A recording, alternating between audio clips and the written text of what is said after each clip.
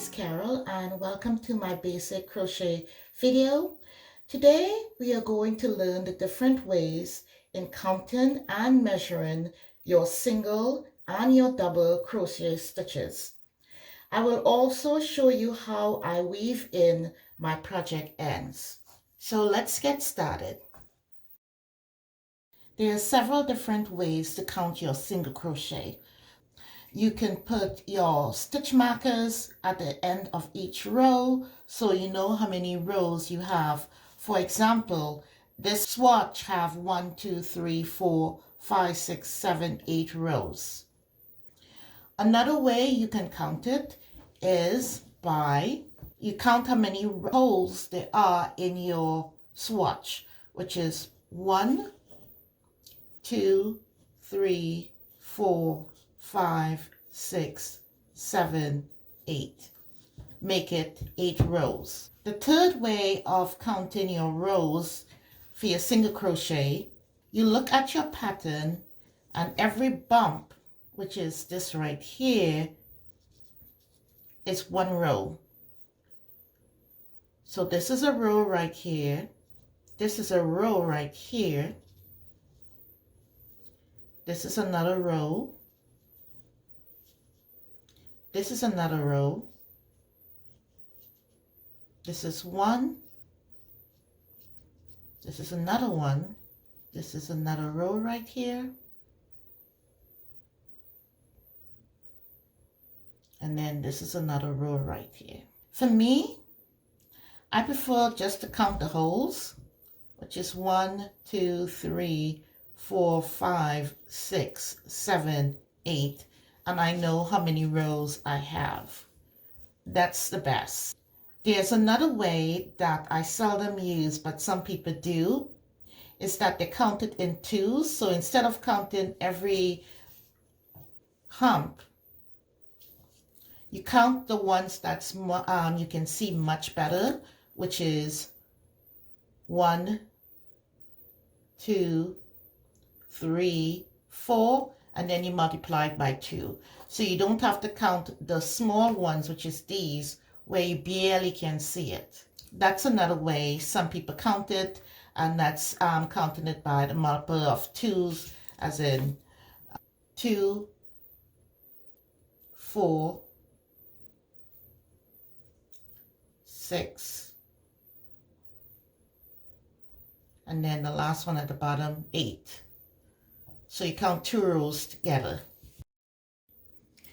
To count how many stitches you have, what you need to do is face your project to you, and then you start counting how many stitches you got. So this is your first stitch right here. This is your second stitch. This is your third stitch, your fourth, your 5th, 6th, 7th, 8th,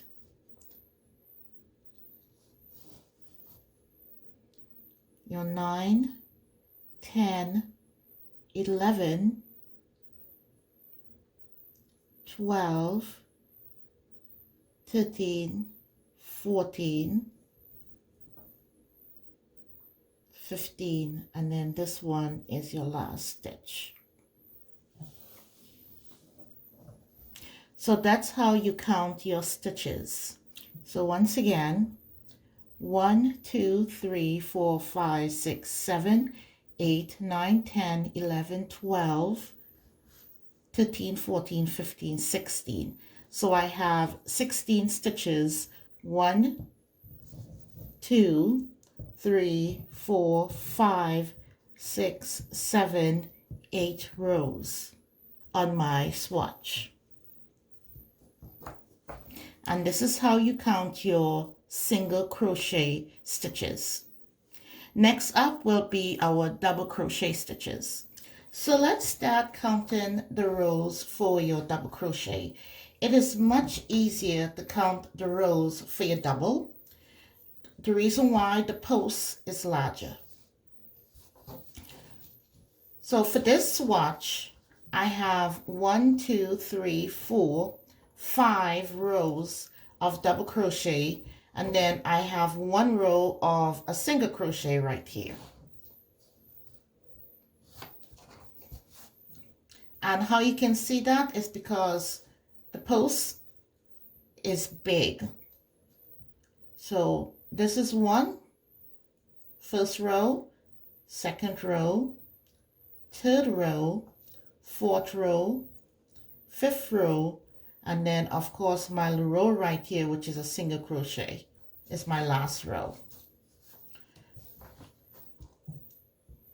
So I can use my markers after I finish crochet the row to mark off that row, or I can actually count the spaces again, which is 1, 2, 3, 4, 5, and 6. So this is how you count your rows for your double crochet.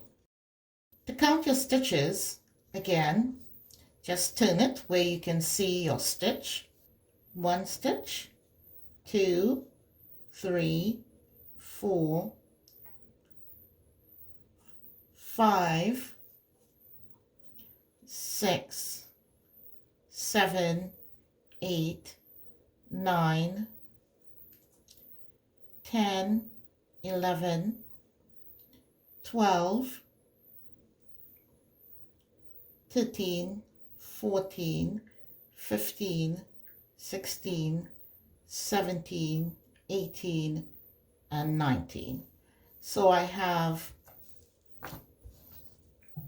19 stitches, 6 rows.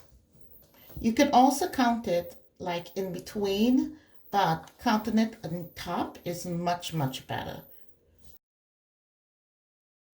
Not all the time you'll be able to count your stitches correctly, so I will suggest that you always have your marker with you. For example, here's a pattern, which is the lemon peel stitch pattern. Basically, you cannot tell the rows. So if I was doing this project from the beginning, I will, every time I finish a row, I will put a stitch marker to mark out the rows. So then I will know how many rows that I have done.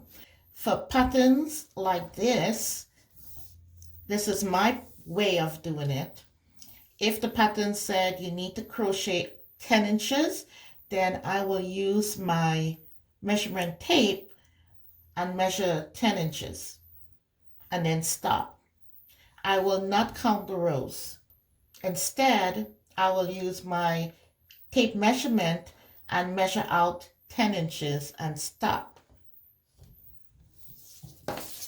So that's my little cheat on how I get around some patterns, because majority of the patterns you see out there, they will tell you crochet up until you hit 26 rows and it's supposed to measure 15 inches or 20 inches.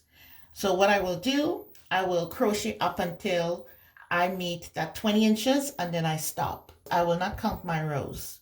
Instead, I will measure it. So these are the different ways that you could count or measure your rows. One being your tape measurement to measure it.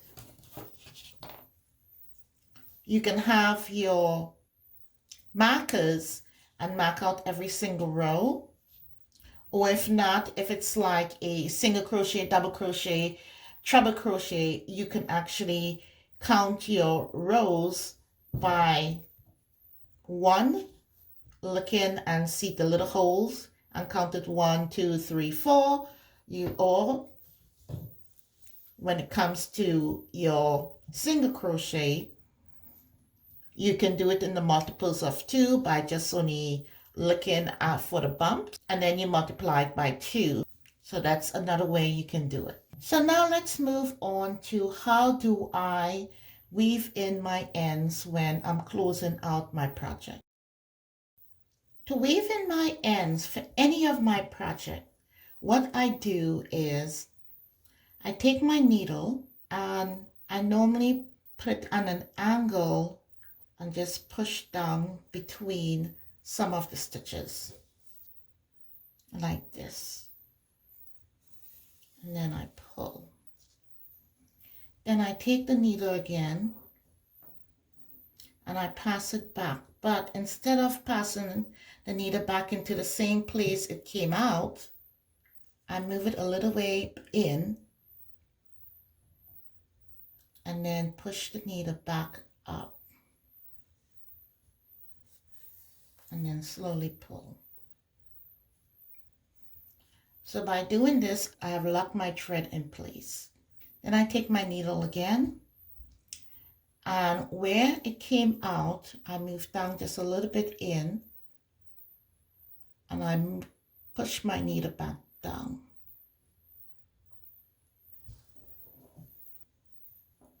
Now, if you want, you can always cut it out here because it's locked in, and then take your scissors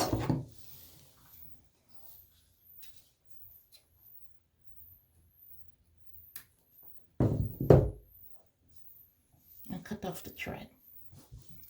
And this is exactly how it looks.